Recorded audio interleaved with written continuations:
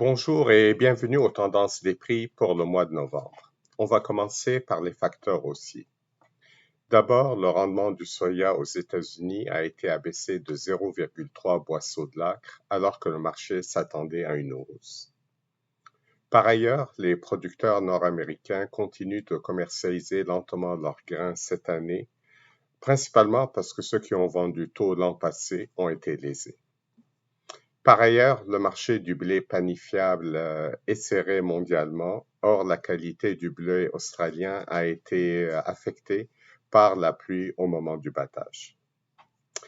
L'estimation des exportations brésiliennes du maïs a été abaissée à nouveau.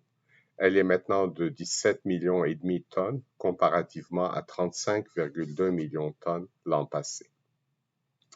Et puis, la demande des biocarburants a fortement rebondi depuis quelques mois.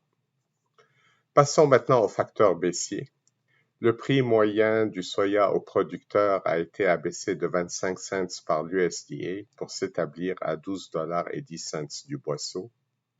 Le rythme des ventes américaines de grains à l'exportation est vraiment lent cette année. Le retard est de 6,8% pour le maïs et surtout de 30,3% pour le soya. Par ailleurs, l'Ukraine s'attend à une récolte record de maïs qui pourrait atteindre 40 millions de tonnes cette année. Il y a plusieurs facteurs importants à suivre. D'abord, la hausse du rendement du maïs aux États-Unis de 0,5 boisseaux de l'acre est inférieure aux attentes du marché.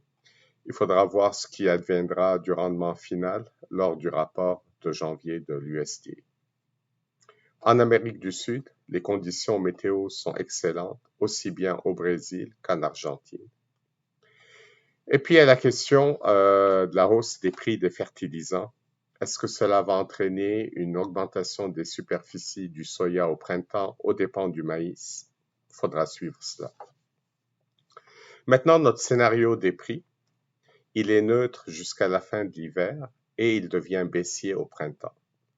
Les États-Unis ont eu de très bonnes récoltes de maïs et de soya cette année. Les stocks augmentent, mais ils demeurent quand même assez serrés.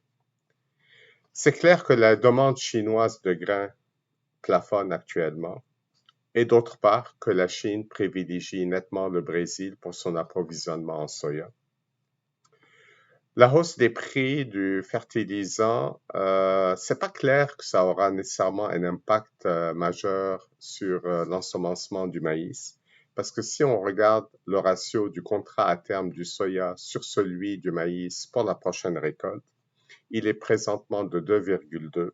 Or, c'est un ratio qui normalement favoriserait le maïs. Et pour conclure, la probabilité est faible qu'on ait l'an prochain à nouveau des sécheresses au Brésil, en Russie, dans l'Ouest canadien et dans le Midwest. On va probablement revenir à une offre mondiale de grains normale, alors que la demande chinoise, elle, plafonne. Voici ce qui conclut les tendances pour le mois de novembre. Au plaisir de vous retrouver en 2022.